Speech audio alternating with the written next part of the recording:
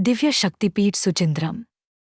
यह शक्तिपीठ कन्याकुमारी से 13 किलोमीटर की दूरी पर स्थित है। यह मंदिर माता के 51 शक्तिपीठों में से एक है। इस मंदिर में शक्ति को नारायणी के रूप पूजा जाता है और भैरव को सहार भैरव के रूप में पूजा जाता है।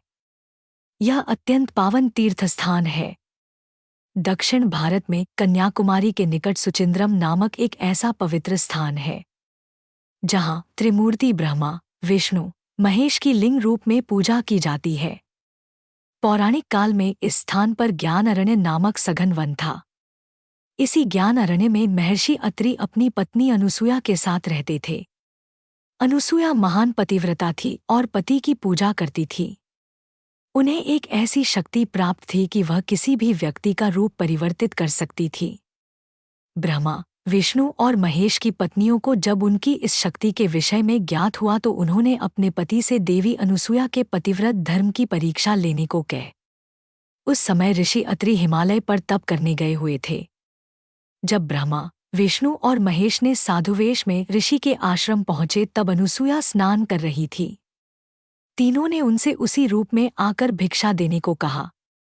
जहां ब्राह्मणों को भिक्षा दिए बिना लौटाना अधर्म था, वहीं ऐसी अवस्था में परपुरुष के सामने आने से पतिव्रत धर्म भंग होता था। देवी को तो दोनों धर्मों का निर्वाह करना था। तब उन्होंने अपनी शक्ति के बल पर तीनों ब्राह्मणों को शिशु रूप में परिवर्तित कर दिया और उसी अवस्था में आकर भिक्षा प्रदान की। जब त्रिमूर्ति के शिशु रूप में परिवर्तित होने का ज्ञान उनकी पत्नियों को हुआ तो वे व्याकुल हो गई।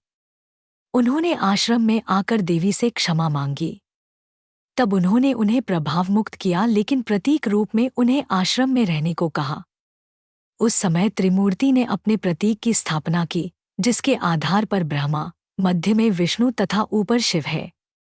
एक अन्य कथा के अनुसार गौतम ऋषि के अभिशाप से मुक्ति पाने के लिए देवराज इंद्र ने यहीं तपस्या की और उष्ण घृत से स्नान कर उन्होंने स्वयं को पाप मुक्त किया और अर्धरात्रि को पूजा आरंभ की और पूजा संपन्न कर वे पवित्र हुए और देवलोक को प्रस्थान किया।